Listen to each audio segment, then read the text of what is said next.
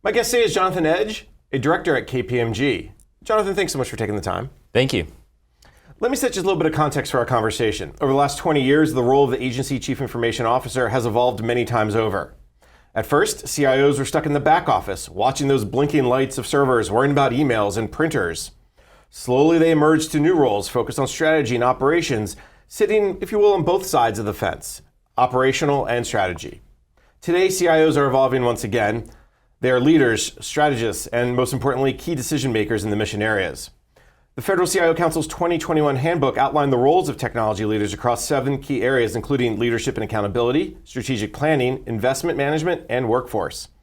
In the short time since the CIO Council released that handbook, the role of the CIO has evolved again. The pandemic reminded us of how just critical IT, cybersecurity is in serving citizens, protecting the nation, and everything in between. So what does the future role of the CIO look like? How can they continue to drive their agency's digital transformation efforts? Well, that's where my guest comes in. Once again, I'm joined by Jonathan Edge, a director at KPMG.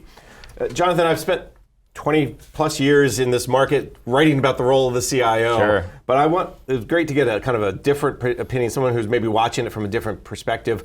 How have you seen it evolve? How have you seen CIOs change over the last 20, 25 years? So obviously, technology has changed dramatically over that period of time. CIOs have had to adjust their approach based on those changes, right? How are they going to maximize technology for their business partners, for the mission of the organizations that they're supporting?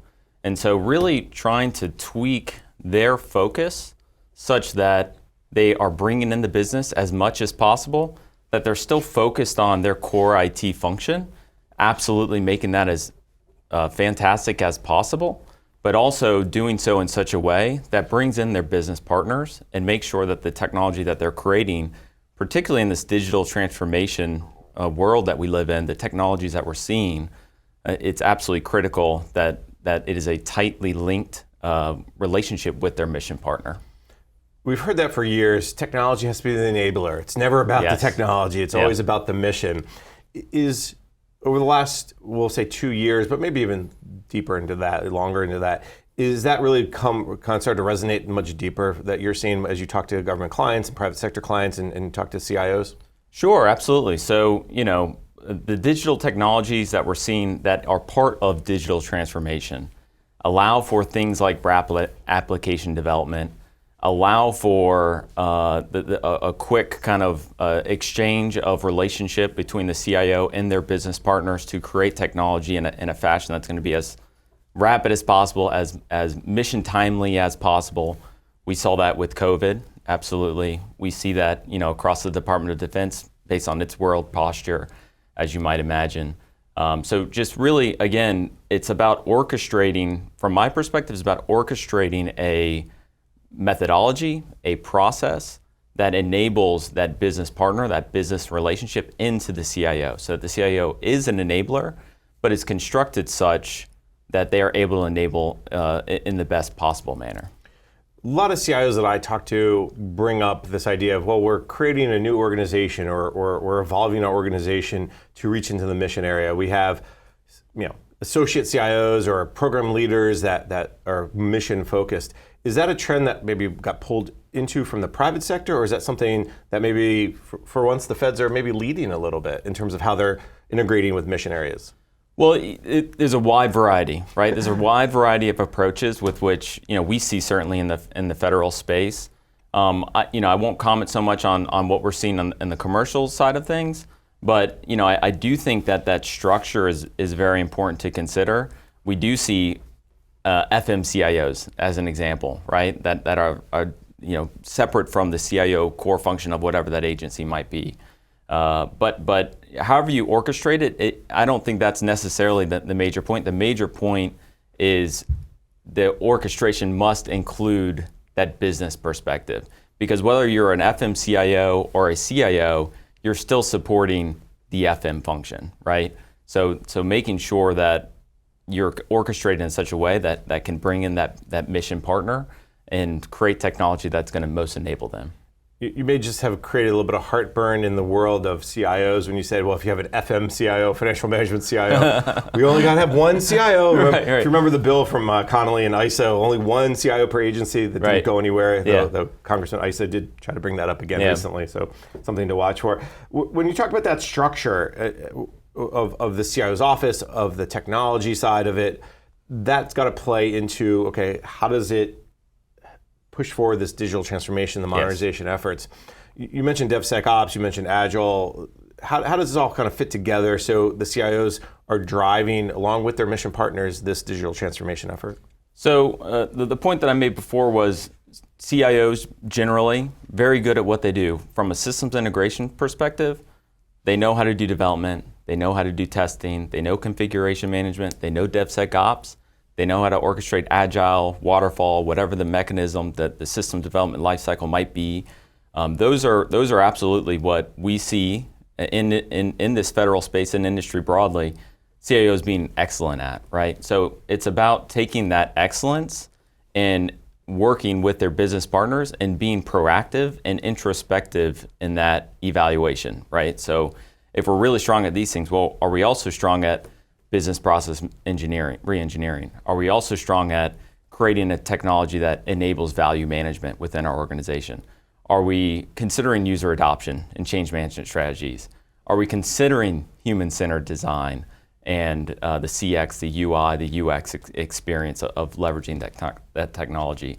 And then are we creating technology that is compliant, right? That is controlled, that enables the business in such a way. So we talk about these set of domain expertise and skill sets that you would expect within a properly constructed SDLC process. And you have to have that introspective review to consider, are we properly resourced against that effort? And then do we have a methodology and a process that brings these parties in an orchestrated way within our Agile methodology, within our Scrum teams to create that technology? You mentioned business process reengineering, and I want to go back to that for a second because I've covered a lot of events recently, a lot of CIOs and their staffs talk, and that seems to come up more and more. Is that a sign of how the role of the CIO kind of has changed? The fact that we're talking about this a lot more, and hopefully not just talking about it, but actually doing it. Do you get a sense that business process reengineering has got a new life because of, if we get off legacy technology, if we modernize you pick it up. Absolutely. So digital transformation, right? The intent of that is to maximize your process to be enabled through this digital lifecycle of digital technology. So it just is an ample opportunity to reevaluate what is your end-to-end process, because we're moving out of email, right? We're moving out of standard operating procedures that are in a Word document, right? We're baking those things into our technology, into our workflows, low-code platform, things like ServiceNow, Salesforce, Appian, Pega, on, right? There's a bunch of players in that space. And also things like robotic process automation. So, our RPA was an ample, a significant opportunity for organizations to reevaluate what is that end-to-end process, and then how do we plug in our technology, whether it's a bot, or a workflow technology, a low-code platform technology. Those are those opportunities to reevaluate our end-to-end. And that can be difficult. We see that highly orchestrated organizations like Department of Homeland Security, like the Department of Defense, where they have these processes that have been around for some time. That can be a difficult conversation, there's no doubt about it. But that amplifies the need to have this business partner relationship, because the CIO is never going to know everything intimately about a mission or a business, right? They're going to need that orchestrated relationship, that methodology, that process, that skill set and domain expertise when they come to the table and create SDLC. And I'll just clarify, this isn't a CIO must do these things, right? This is a partnership within your SDLC. How am I going to orchestrate that? Business should come to the table and say, we're going to be a partner here, here, and here with these skill sets, and part of your methodology and your process. CIO might drive that methodology and process, but the CIO needs to know that they need to enable the business to be a part of that. You mentioned orchestrate the relationship to create a better software development lifecycle, Yes. SDLC. And one of the things that this kind of comes to mind is the relationship with vendors like KPMG and others.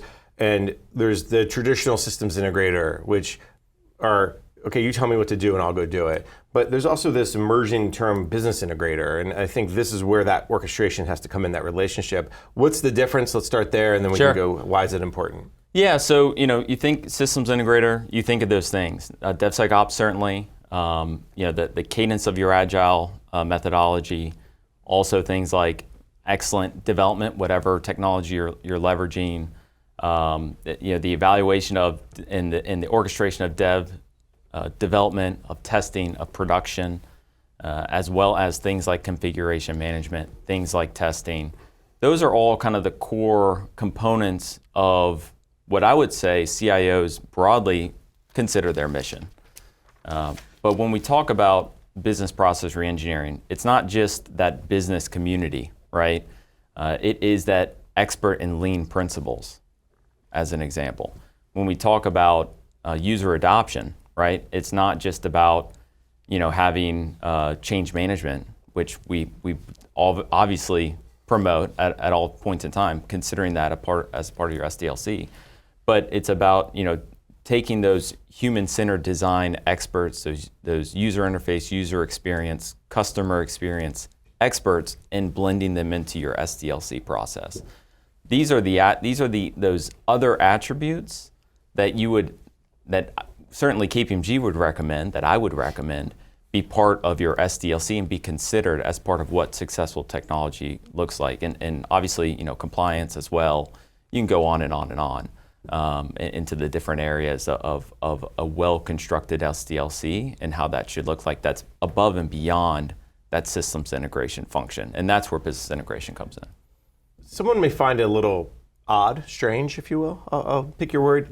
Why would you put business integration in your SDLC? You're talking about systems or software development lifecycle. Yes. Yes, software is business. Business is software. Everything is integrated. But I'm doing development. I'm doing sec. I'm doing ops. Right. Yeah. The business has to play a role, but maybe in the beginning as we come up with our requirements. But once I get into that development side or security side, the business needs to weigh in, but not be deep into it. What would you tell that person? Absolutely, we do hear that. That's the change that we're advocating for. The cadence of agile, right? Where you're taking strong requirements and you're creating a requirements traceability matrix, and you're hoping that your development is a part of that. We really want the business to be a part of that full life cycle. Figure out what are the roles and responsibilities for not just your systems integrator, not just your traditional CIO functions, but how do you bring the business in, hold them accountable, right? For being and showing up and being part of every step of that SDLC so that we aren't siloing one organization or one set of skills in a room or virtual world, what have you, to create that technology, that it is an orchestrated relationship with your business partner, and they've come to the table committed with resources and people that are going to enable that end to end. And the reason why is as you develop something in agile development or iterative development or DevSecOps, whatever we're calling it these days, you want the business people to be there to say, is that right? Yes, it is, or no, it's not, or tweak it here or improve it there. Yep. That's the feedback loop you're looking for. And then also the customer side, you want them to weigh in too. You could have you mentioned financial management. You could have the budget director weigh in, but then also the users who are having to run the system. Yes. That's the whole piece you're talking about. Absolutely. Yep. All right. Jonathan, let's take a quick break. When we come back, we can continue our conversation. You're listening to the discussion Modern Government, Mission Digital Transformation, sponsored by KPMG on Federal News Network.